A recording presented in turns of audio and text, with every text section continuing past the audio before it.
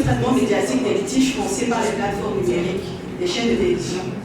Et je travaille sur ce fait qu'il y a une cristallisation des discours de haine dans l'enjeu relationnel. Le premier constat était né d'une thématisation accrue du sujet ces dernières années-ci. Thématisation au niveau de l'État à travers le vote de lois relatives à la gestion du foncier, de vote de lois relatives à la cybercriminalité et plus spécifiquement aux actes ou propos de haine sur les médias de façon générale et sur les réseaux sociaux de façon spécifique. Outre cette thématisation, on a également eu celle des médias particulièrement. La plus ancienne sur laquelle j'ai pu tomber, c'est les cas de mutation 2012, où ils évoquent le fait que la question foncière peut devenir une bombe à retardement au Cameroun.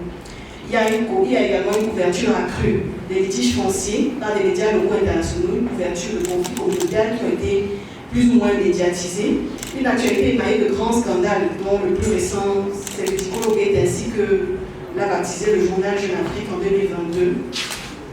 Et d'autres scandales périphériques de prise de parole dans des espaces médiatiques qui ont souvent donné lieu à des dérives et qui ont d'ailleurs donné lieu à un communiqué signé en 2022 et à un autre communiqué signé par la Commission des droits de l'homme dénonçant justement la tenue de propos haineux par le professeur Claude Abbé, M. Benjamin Zébazé et je crois M. Dieudonné Essonga.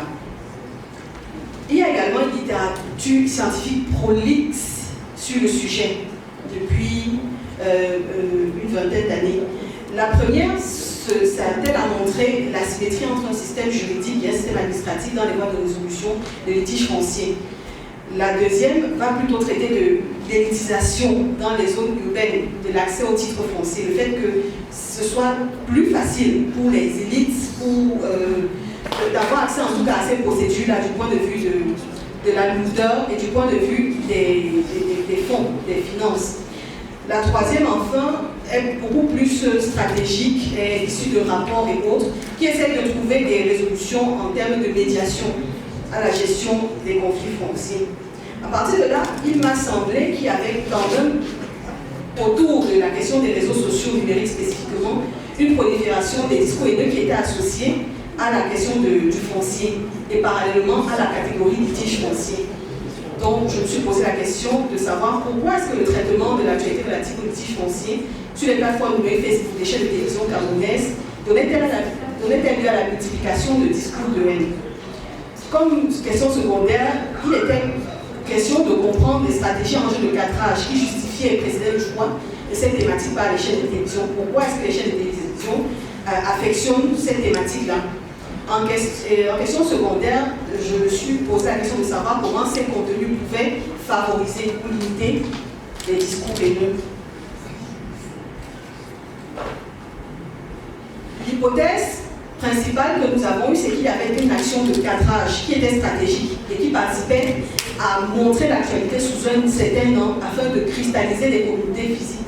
C'est-à-dire que dans leur transposition du physique au virtuel, les chaînes de télévision avaient adopté la catégorie litige foncier comme étant un moyen de constituer des communautés virtuelles.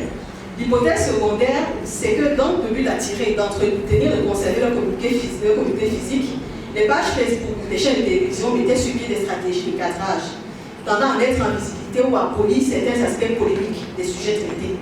L'hypothèse secondaire, la deuxième hypothèse secondaire étant que ces contenus servent de positionnement idéologique aux chaînes de TV, confortant ainsi les représentations imaginaires des internautes de l'action publique en général au Cameroun.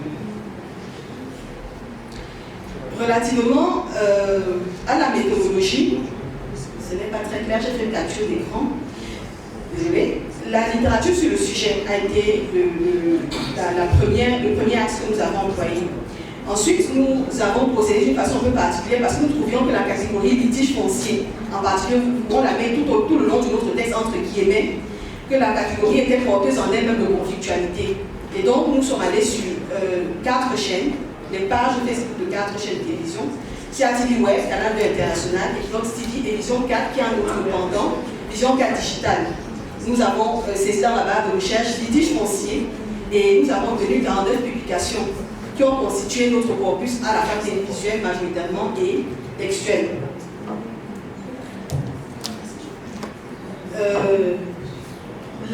L'aide de commentaires d'internautes sous 3 des publications les plus virales, c'est-à-dire que dans chaque chaîne, dans chaque page, nous avons choisi 3 publications pour avoir un effet de saturation. Enfin, nous allions les analyser à partir de l'analyse de discours. Et lorsque nous avions des données récurrentes, nous estimions que nous avions atteint un critère de saturation. Nous avons également réalisé des entretiens semi-directifs. Nous avons procédé à l'analyse de contenu quantitatif assisté avec le logiciel TROP, l'analyse du discours médiatique, et relativement au contenu extrait des commentaires des internautes, nous avons mobilisé l'analyse de contenu. Excusez-moi, je vais à cette page. Nous avons traité de l'analyse de discours médiatique et l'analyse. Excusez-moi, j'essaie de me retrouver.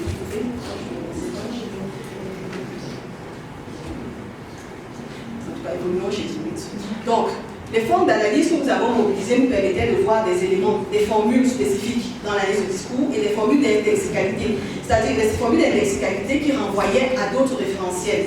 Nous partons de l'idée que chaque fois que les internautes nomment quelque chose, cela se rapporte à une idéologie préexistante, c'est dans l'ordre de la circulation de discours. Relativement à la revue de littérature, pour nous, il était question de montrer qu'il y avait un enjeu économique dans un premier temps.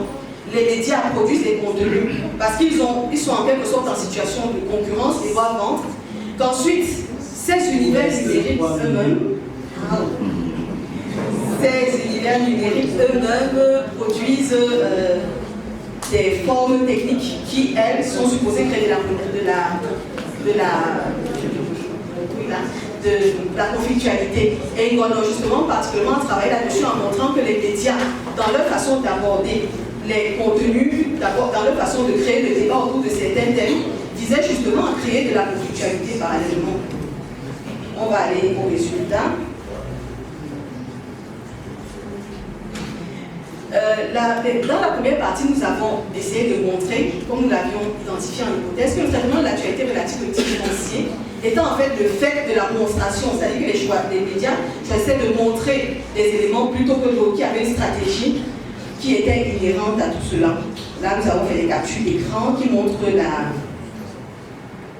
des publications sur les tiges fonciers. La popularité des pages Facebook et des chaînes de télévision du corpus, pour nous, il était aussi important de montrer la fréquentation, la viralité d'abord de ces pages en elles-mêmes. Et il apparaît dès le début que 3 pages particulièrement se distinguent par des critères mention j'aime et les critères nombre de followers. Outre la popularité, nous sommes quand même revenus sur les différentes publications que nous avons postées en mettant le lien qui correspondait à chacune de ces pages. Vous avez là des tableaux récapitulatifs des publications que nous avons trouvées, des dates, des titres, des réactions, et d'un aspect descriptif dans la liste de contenu quantitatif. À l'issue de ces résultats-là, il apparaît dans un premier temps. Il apparaît d'abord dans un premier temps que la catégorie des tiges foncières prépondérante, nous avons catégorisé les thèmes qui étaient traités. Et que Equinox et Canal 2 International particulièrement affectionnaient ce type de litige-là.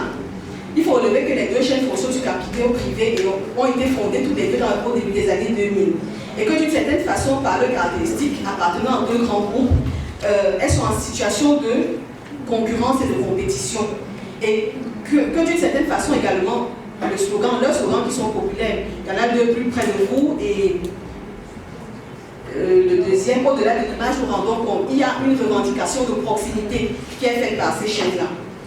Nous avons également montré qu'il y avait une progression dans la publication de ces actualités dans le temps entre 2018 et 2023, date de séquence de notre corpus. Nous avons essayé de catégoriser les publications.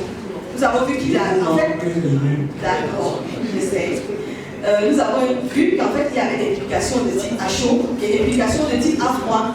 Les publications à chaud concernaient davantage la destruction de biens, jouaient davantage sur le pathos, et les publications de type à froid jouaient davantage sur l'alerte. les postures étaient moins vives et les situations étaient moins ancrées dans le temps. Je n'ai pas beaucoup de temps, mais globalement, dans la deuxième partie, on évoque la question de la reconfiguration du réel et des affrontements idéologiques. Ici, nous montrons que, d'une certaine façon, la nature des contenus, la nature des publications et le traitement de celles-ci donne la possibilité, soit par tolérance de contenu, soit par volonté des chaînes médiatiques de laisser faire. Elle donne donc la possibilité aux internautes d'adopter des discours haineux. Nous, avec l'analyse Stroop, nous avons mis en évidence des catégories opposées qui étaient souvent sollicitées dans les lexicalités, par exemple. Il y a des commentaires qui sont très intéressants, mais que nous n'aurons pas le temps de présenter, qui sont souvent virulents et qui cachent plus ou moins une violence que les auteurs ont essayé de mettre en avant. La pratique du flaming, provoquer quelqu'un pour susciter un débat, les pratiques de dissimulation, les pratiques d'indexation, catégoriser une communauté ethnique par des appellations spécifiques et diverses autres pratiques qui... Il y a également une surprise dans ce corpus, l'apparition de noms qui n'avaient en réalité rien à voir au départ avec les contenus publiés, l'apparition d'hommes politiques, d'acteurs politiques ou de personnages publics, et qui montrait que d'une certaine façon, il y avait une recomposition des débats liés à la gestion foncière dans le champ politique camerounais, et notamment idéologie camerounaise. Je pense que je vais m'arrêter là. Merci.